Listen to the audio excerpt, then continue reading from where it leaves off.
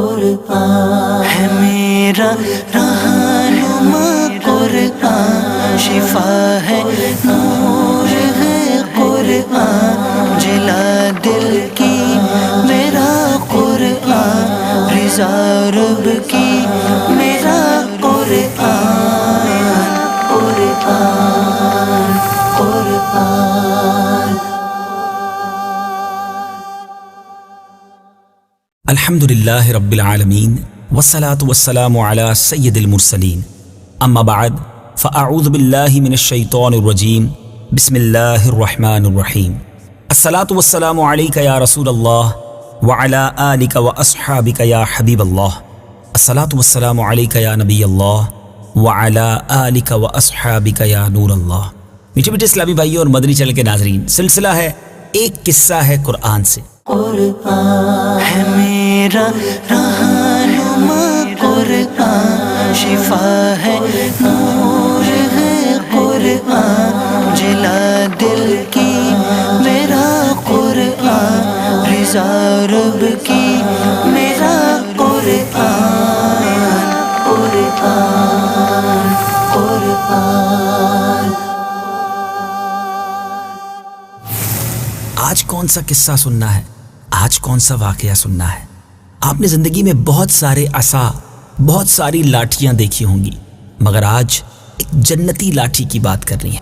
جی ہاں، ایک ایسی لاٹھی، ایک ایسا عصا جس کا تذکرہ قرآن پاک میں کئی بار آیا اور بڑے ہی منفرد اور بڑے ہی انوکھے انداز میں آیا۔ وہ جنتی لاٹھی کس کے پاس تھی؟ اس لاٹھی سے کام کیا کیا ہوتے تھے؟ اور اس لاٹھی کے کیسے کیسے کمالات تھے؟ سننا ہے، سمجھنا بھی ہے اور اس سے کچھ درس بھی حاصل کرنا ہے۔ آئیے توجہ کے ساتھ سنیے۔ یہ حضرت موسیٰ علیہ السلام کی وہ مقدس لاٹھی ہے جس کو عصائے موسیٰ کہتے ہیں۔ اس کے ذریعے آپ کے بہت سے ان معجزات کا ظہور ہوا جن کو قرآن مجید نے مختلف عنوانات کے ساتھ بار بار ذکر فرمایا۔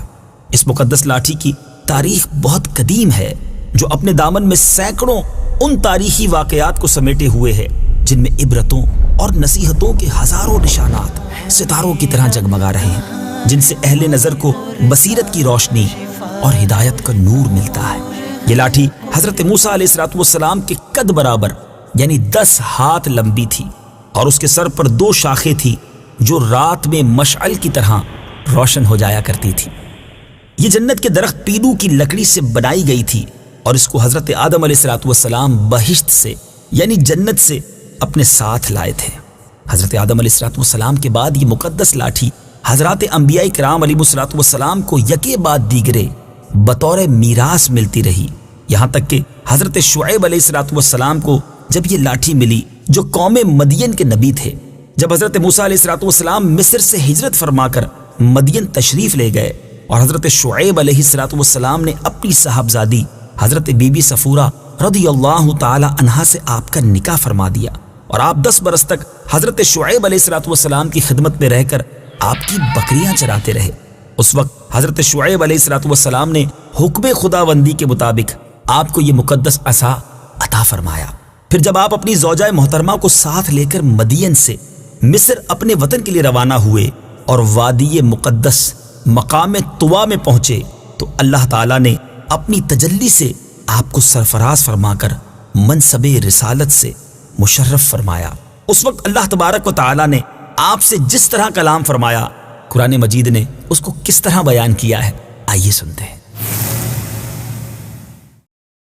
وَمَا تِلْكَ بِيَمِينِكَ يَا مُوسَى قال هي عصاي أتوكأ عليها وأهش بها على غنمي ولي فيها مآرب أخرى۔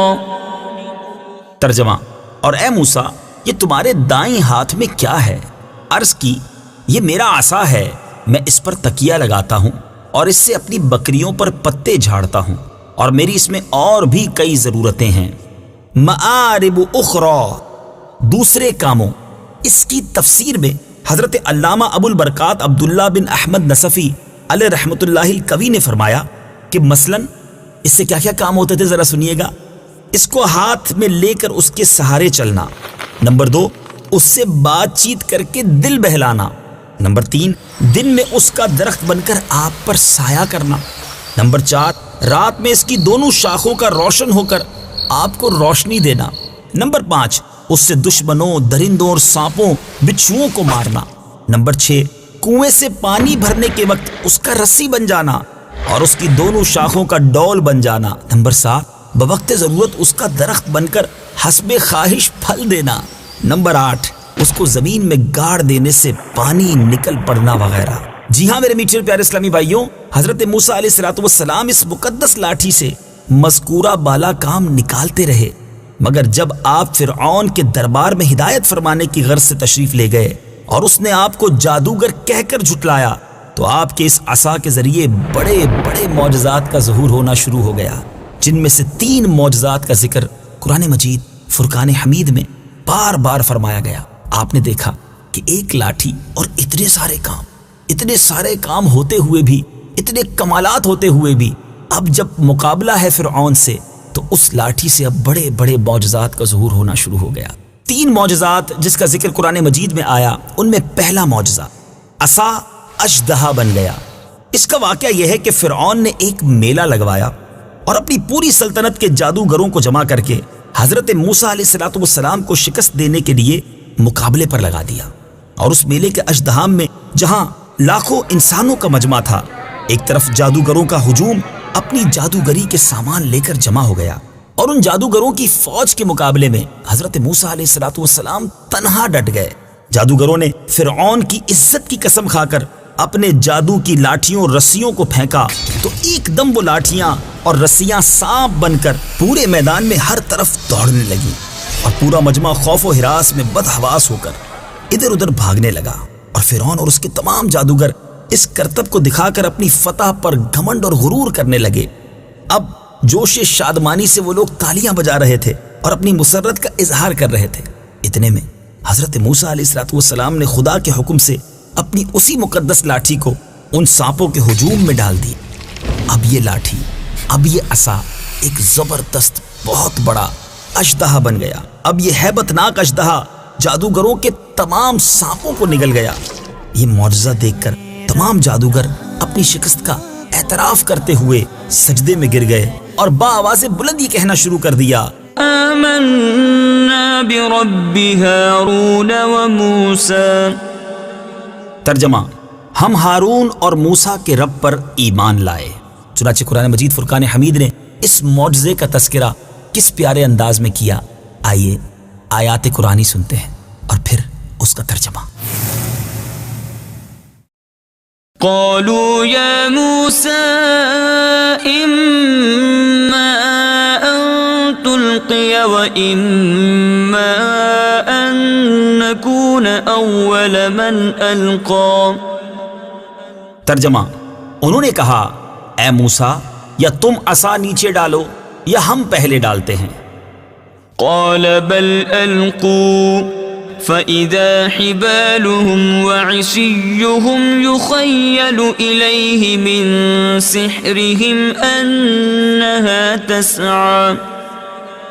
ترجمہ: موسیٰ نے فرمایا، بلکہ تم ہی ڈالو، تو اچانک ان کی رسیاں اور لاٹھیاں ان کے جادو کے زور سے موسیٰ کے خیال میں یوں لگی کہ وہ دوڑ رہی ہیں۔ فأوجس في نفسه خيفة موسى۔ ترجمہ: تو موسیٰ نے اپنے دل میں خوف محسوس کیا۔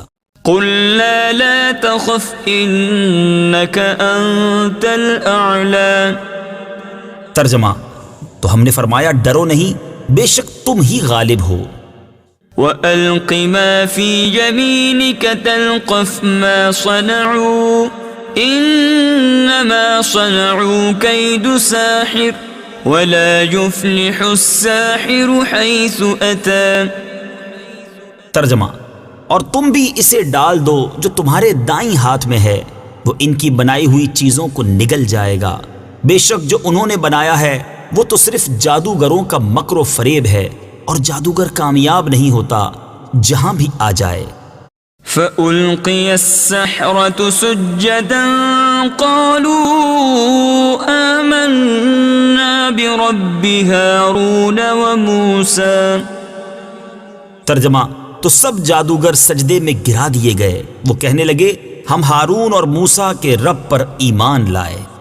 میٹھے میٹھے اسلامی بھائیوں اور مدنی چینل کے ناظرین، جنتی لاٹھی کا تذکرہ جاری ہے۔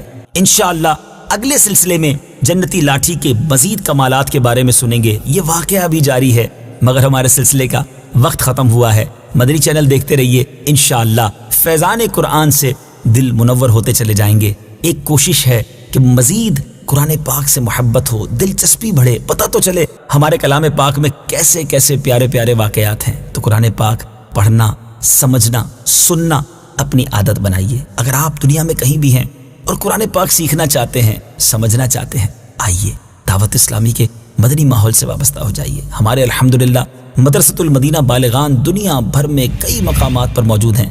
ذرا اپنے قریبی اسلامی بھائیوں سے رابطہ کر لیجئے۔